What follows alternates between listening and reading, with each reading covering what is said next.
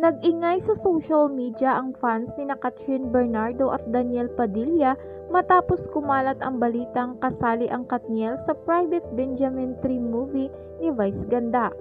Isang malaking no sa mga fans ng Katniel ang nagtitrending na movie project ni Vice Ganda kasama ang Katniel at si Ivana Alawi.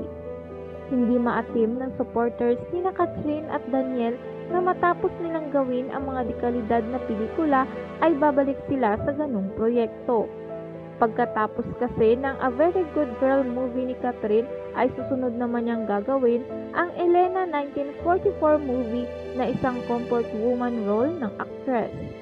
Nakatakda naman gawin ni Daniel ang pelikula nito na ang Mapagod si Kamatayan kasama si Sanjo Marudo, The Guest with John Arcela at ang Together and Forever kasama sina Piolo Pascual at Claudine Barreto.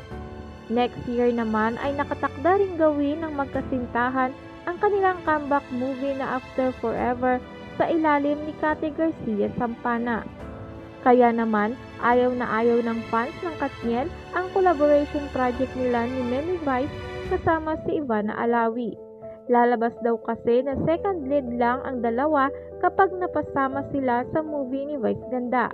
Wala daw maitutulong sa acting powers nila ang Private Benjamin 3. Ipaubayan na lang daw ang collaboration sa ibang love team gaya ng Don Bell, Francet at Cardia.